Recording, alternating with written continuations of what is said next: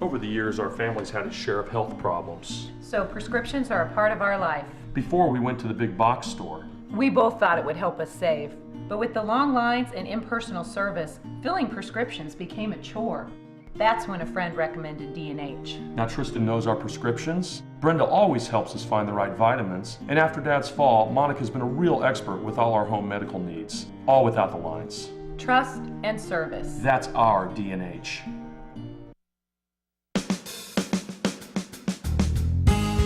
Good morning. Welcome to Radio Friends on Thursday, February the 12th. We have two of my favorite sassy ladies with us today. We have Yvonne Matthews and Mable Grimes. Pleasure to have you. Okay? Good and to Yvonne, be here. that lovely hat you have on. Always for you, Paul. Thank you. Well, but Uncle James said for him too. Oh, So okay. I don't know about him. and Mable Grimes, pleasure to have you with us. Thank you. Now, this has become somewhat of a tradition during Black History Month. I like to have you two on doing some poems, and I've asked you to do some especially sassy poems. And you told me you had a couple and you didn't think they were sassy enough, so you went back and changed them? They were very serious, and so I found some more with some sass. Okay. All right. So what are they? We're going to do two poems, two different poets. The first one is No Assistance, and it is from the play for colored girls who have considered suicide when the rainbow is enough. And it's by Ntozake Shange. And the second one is I'm Getting Ready to Unfold. Okay. And that one's by Dr. Mona Lake Jones. The first one talks about a woman and what she does to be in a relationship. And the second one talks about she's coming into her own. Okay. All right. So in honor of Black History Month, let's do the first one. And it's called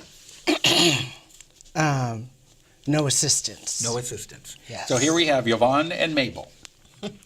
Without any assistance or guidance from you, I have loved you assiduously for 8 months, 2 weeks, and a day. I have been stood up 4 times.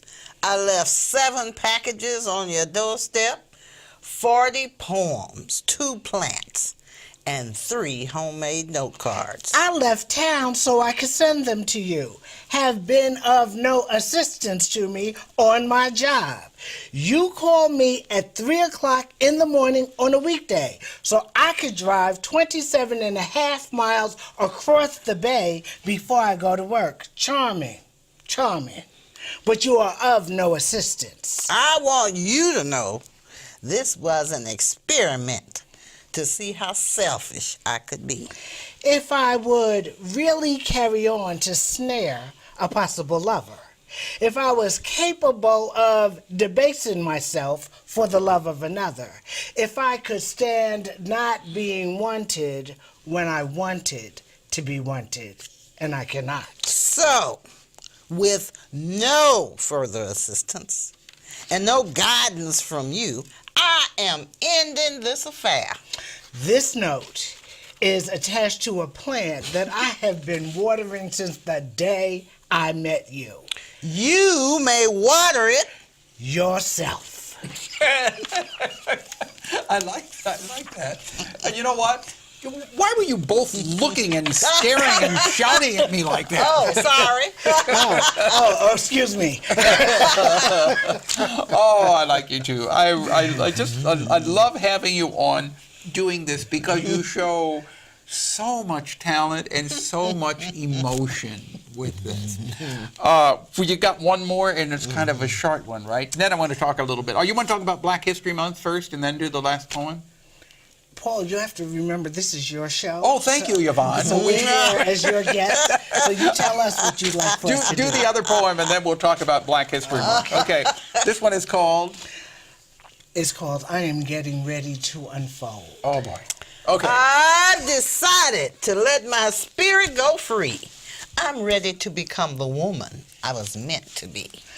I'll always be somebody's daughter, sister, mother. I've already been somebody's friend, lover, wife. Now it's time for me to take charge of my life. I've had my wings closed up, but now I'm ready to fly. Stand back and watch us.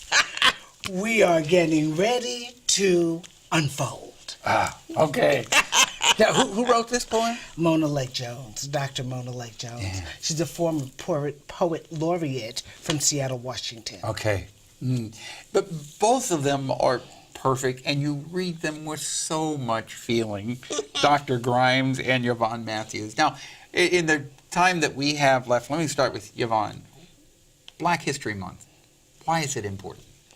Well, I believe Black History Month should be all year long. But because we don't take time to celebrate who we are, who we've been, who we're going to be, we don't take time to celebrate it. So we've marked a time on the calendar so that we make sure that we celebrate our history, that we know our past, and that we allow that to inform our future. Okay, very nicely said. And Dr. Grimes, your thoughts? I was just thinking, have you seen Selma? No, but I want to see it. Well, I think what she said is true. It should be year-round. However, during February, we do take time to give out, pass on, whatever you want to say, history.